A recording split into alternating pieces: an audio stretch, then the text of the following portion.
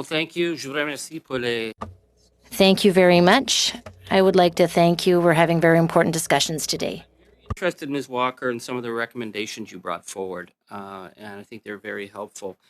Uh, I feel I always need to just reiterate: it is not the role of this committee to investigate trafficking or issues of justice with women, because we are the privacy committee. We have a very specific focus, which is the non-consensual image, whether or not those rights of individuals, the right to privacy, a quasi-constitutional right in Canada, has been violated by an organization, in this case, Pornhub Mindgeek. But the issue of trafficking is important in terms of the connection between whether there is a clear connection between sexual abuse of women, violence against women, and how Pornhub has become a place where that abuse is repeated and magnified.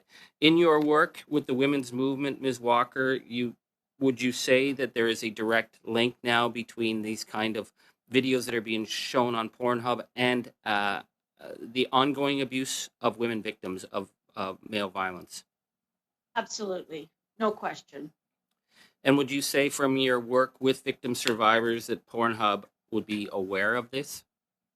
Absolutely, absolutely. Okay, I thank you for that. Ms. McElwain, stuff with this committee, new stuff happens every day, stuff I've never ever seen before in the history of the committees that I've been on for many, many, many years. We got a letter today from, let's see, who did we get a letter from? Ferris Antoon and David Tacilio wrote us a letter, personal letter about you, warning us that, well, it's weird. It's about you, but then it's about someone named Benjamin Nolot, who they say is against legal pornography. Mr. Nolot is against same-sex marriage and women's reproductive rights. Anyways, they sent us this letter prior to committee, which I've never had people being investigated send us letters about people who are giving us witness testimony. Do you have anything to say about this letter that we received from the heads of Mindgeek?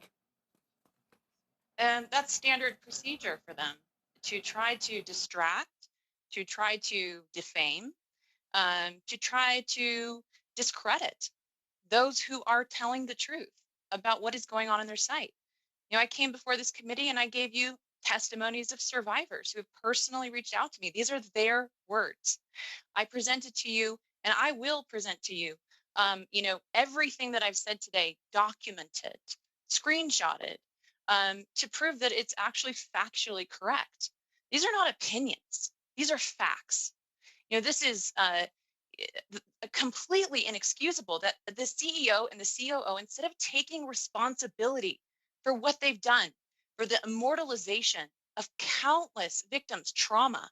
You know, some victims say that my trauma and my abuse will live on long after I'm dead. The thought of that tortures them. Instead of taking responsibility, what they do, and this is exactly what they've done, you know, for the past year and beyond, is try to attack, try to harass, try to quiet and to silence advocates who are telling the truth about their site. And that is unacceptable. Case of them gaslighting you? Absolutely. Absolutely. Okay, thank you. Ms. Walker, I read some of the Pornhub, I don't know what you call them, but some of their you know, their ticker tape issues of how they draw views on runaway teen, homeless teen, abused teen, teen destroyed, teen manipulated. When I read section 163-1-3 of the criminal code, it looks to me like this is trafficking in child pornography. Mr. Tacilio, though, said that the word teen, I didn't understand the word teen. He said that normally when you're using the English language, teen is used for someone 13 to 19 years old. We have 13-year-olds, 14-year-olds, 15-year-olds, and there are teen in each of those words. But he says in the adult world, it actually means 18 to 25 or 18 to 27. That it's understood that when you say teen, when you're talking about crying teen, I guess, or teen destroyed or stolen teen sex tape, that Mr. Tacilio would say that we would normally understand that as people who are people who are legally able to consent and would be up towards 27 years of age.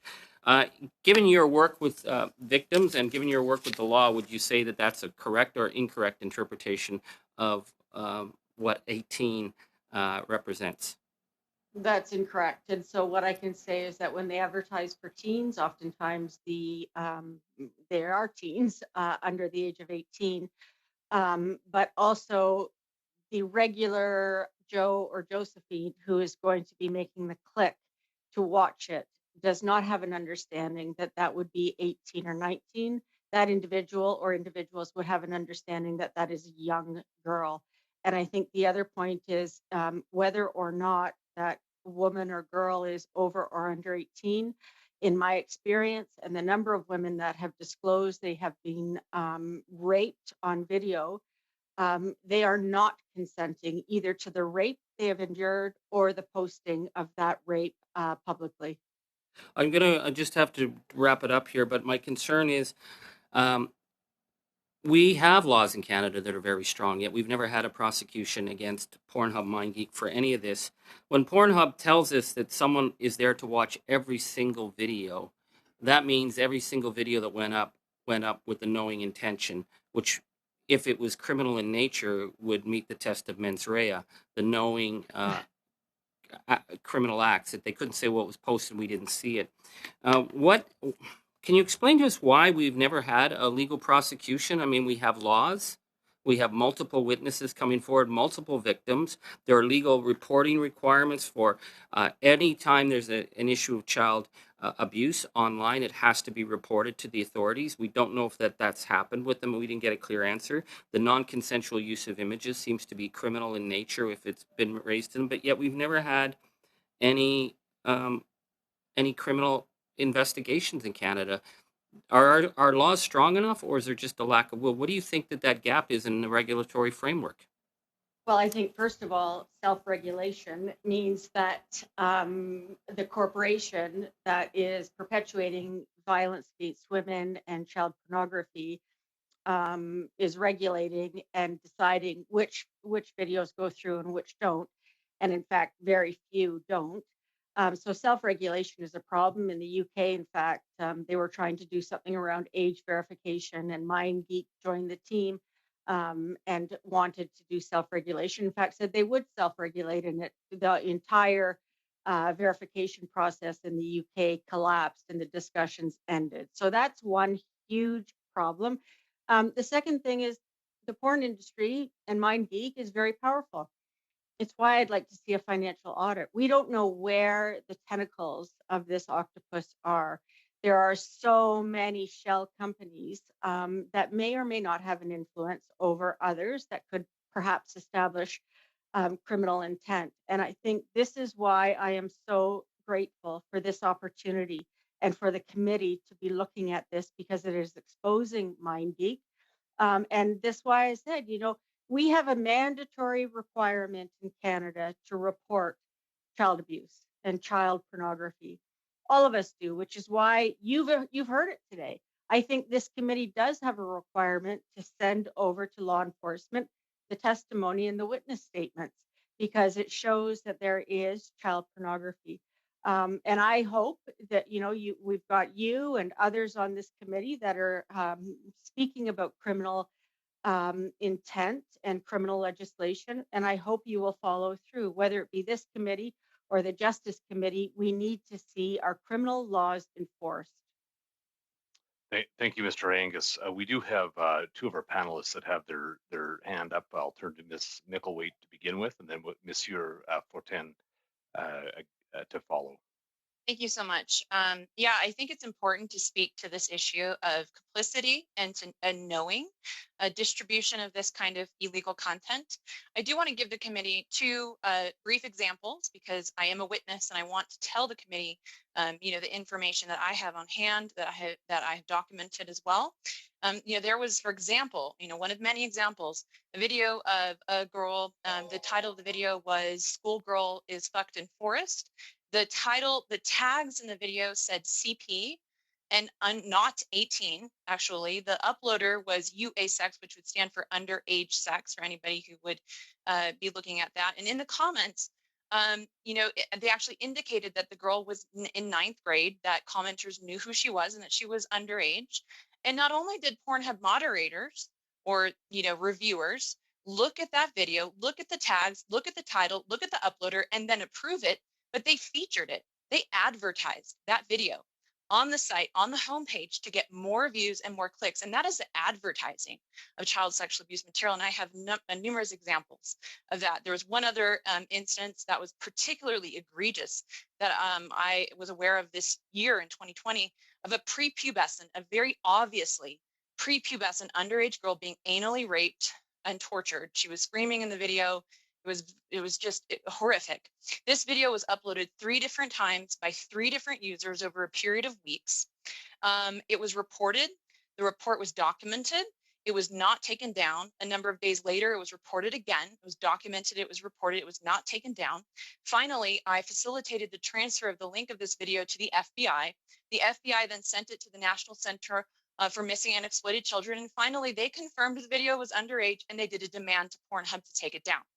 Pornhub finally took it down after weeks and tens of thousands of views, with a download button so that 100 million people a day could have had the opportunity to commit the federal crime of downloading that child sexual abuse material. But then they left the title, they left the tags, they left the views, and the link available still to be indexed on Google to continue to drive traffic to the site using that child sexual abuse. And I have evidence of over 75 of such instances where you can see that the video was confirmed as child sexual abuse, and it was asked to be removed by NCMEC, but they left the videos live, the data of the videos live on the site, even with titles such as boy masturbating before school, she's so tight, and things like that. So that's obvious CSAM. That's knowing distribution. That's knowing advertising of child sexual abuse. Thank you. We'll turn to Mr. Fortin. Oui, rapidement.